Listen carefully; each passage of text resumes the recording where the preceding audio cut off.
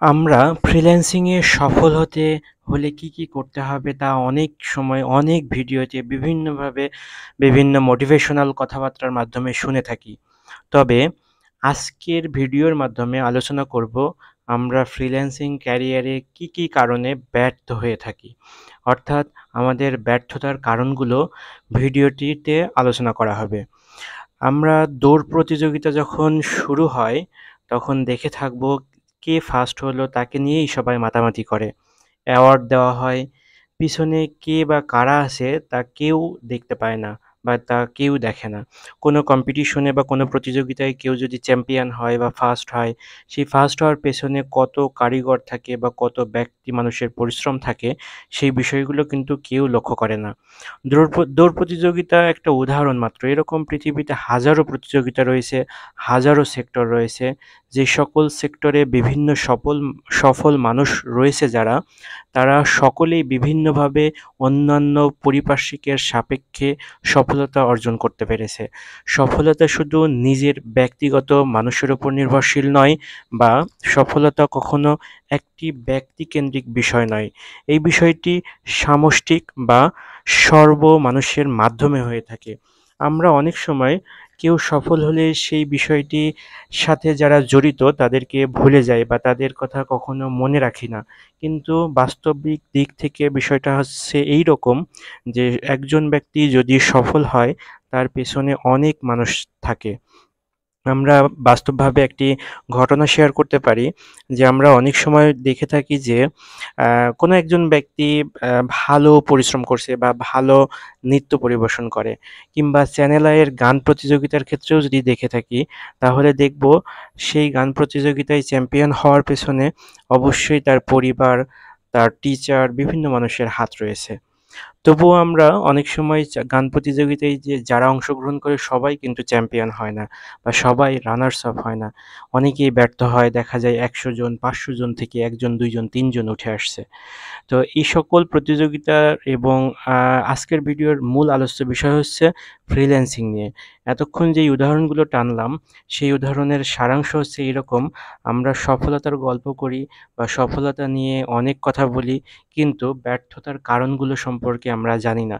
আমরা যদি ব্যর্থ হওয়ার কারণগুলো বা কি কারণে আমরা ব্যর্থ হতে পারি, বিশেষ করে ফ্রিল্যান্সিং ক্যারিয়ারে, তাহলে আমরা বিষয়টি সহজেই বুঝতে পারবো এবং সেই ভুলগুলো না করলে আমরা সফলতার এক ধাপ এগিয়ে যাবো সফলতার ধাপে।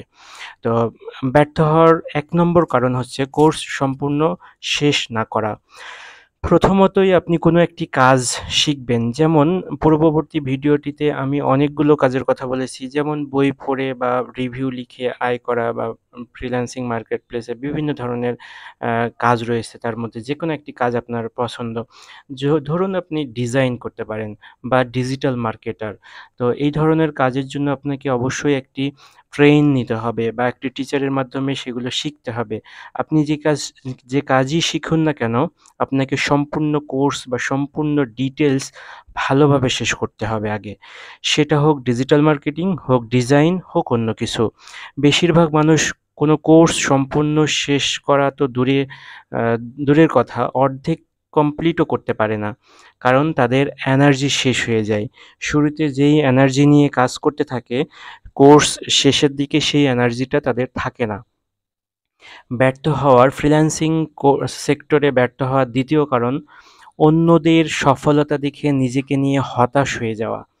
ধরুন আপনি একটি ব্যাচে ১০ জন ভর্তি হয়েছেন। তাদের মধ্যে ২ জন ফার্স্ট লার্নার। তারা খুব দ্রুত বিষয় ক্যাচ করতে পারে, তাই কোর্সও দ্রুত শেষ করে তারা কাজ পেয়ে গেল। বাকি যে ৮ জন আছে তাদের এখন শুরু হবে আফসোস করা। এই আফসোস করতে গিয়ে আর দিন শেষে তাদের কোর্স কমপ্লিট করা হবে না, বরং বলা শুরু করবে, "আমার দ্বারা হবে না, আমি পারব না, সবাই সাকসেস হয় না।" বিষয়টা আসলে মোটেও এরকম নয়। ফ্রিল্যান্সিং ক্যারিয়ারে ব্যর্থ হওয়ার ৩য় যেই কারণটি সেটা আমি বলব ধৈর্যের অভাব।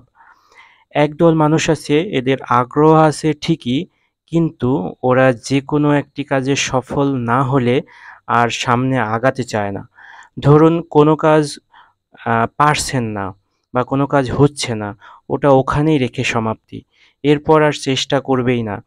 আবার ক্লায়েন্ট পেতে একটু দেরি হলেই তাদের ধৈর্য শেষ হয়ে যায়।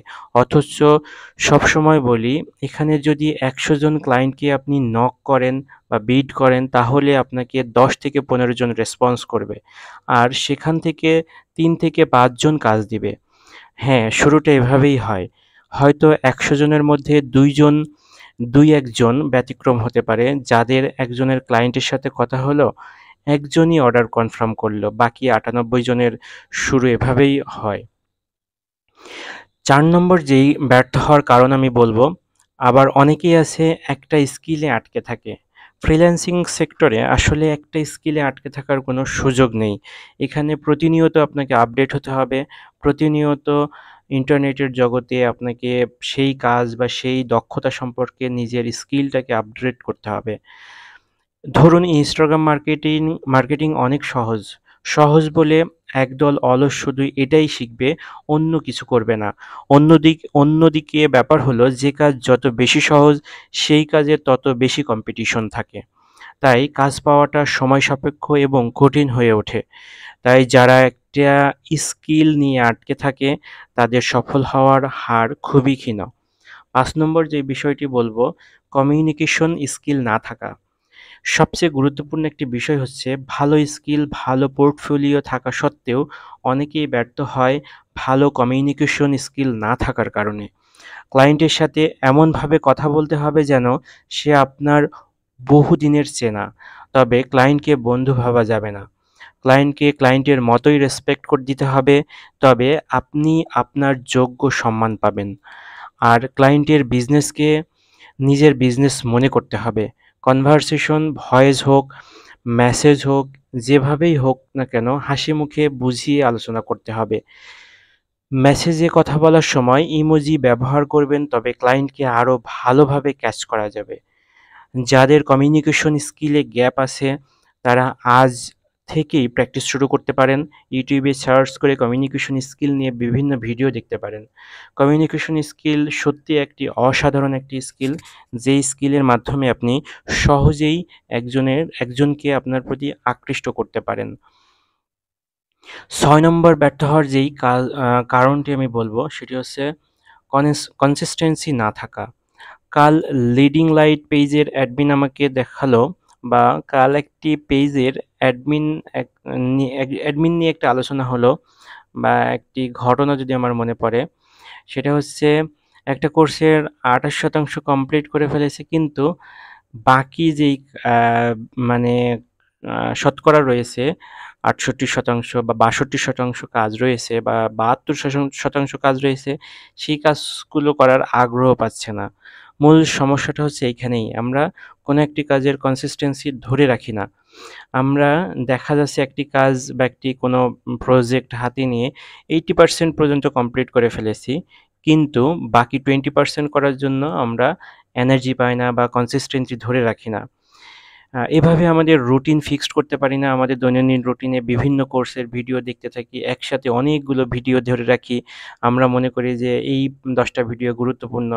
যেমন ধরুন, আপনি Facebook এ একটি বা YouTube এ একটি কোনো পণ্যের একটি সার্চ করতে যাচ্ছেন, বা কোনো পণ্যের একটি বিষয় জানতে চাচ্ছেন। সেই বিষয়টি দেখার জন্য যখন আপনি ক্লিক করবেন, দেখবেন হাজারো ভিডিও চলে এসেছে, বা অনেক ভিডিও চলে এসেছে। সেইটার চাইতে অনেক গুরুত্বপূর্ণ একটি ভিডিও চলে এসেছে। সেই ভিডিও দেখতে গিয়ে দেখা যাবে আপনি যেই কনসিস্টেন্সি বা যেই কাজের জন্য আ YouTube খুলেছেন, সেই কাজটাই হচ্ছে না। ৭ নম্বর ব্যর্থ হওয়ার যেই কারণটি বলব, সেটি হচ্ছে ভুল গাইডলাইন ফলো করা।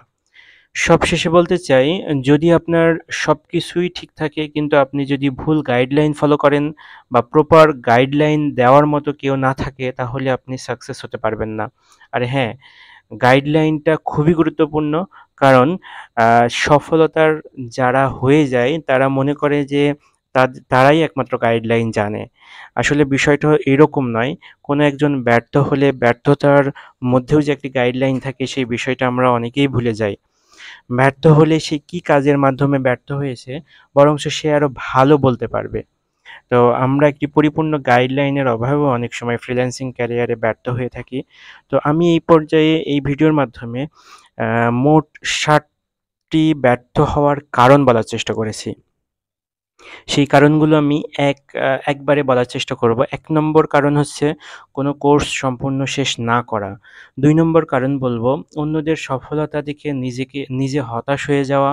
৩ নম্বর কারণ বলব ধৈর্যের অভাব। ৪ নম্বর কারণ বলব একটি মাত্র স্কিলে আটকে থাকা। ৫ নম্বর কারণ বলব কমিউনিকেশন স্কিল না থাকা। ৬ নম্বর কারণ কনসিস্টেন্সি না থাকা। ৭ নম্বর কারণ ভুল গাইডলাইন ফলো করা। তো এই ৭ টি কারণে আমরা বর্তমান সময়ে ব্যর্থ হয়ে থাকি। আরও অনেকগুলো হয়তোবা কারণ রয়েছে, তবে আমি মেজর যেই ৭ টি কারণ বললাম, এই কারণগুলো আপনারা দেখতে পারেন এবং ফলো করতে পারেন। ধন্যবাদ সময় নিয়ে ভিডিওটি দেখার জন্য। আসসালামু আলাইকুম।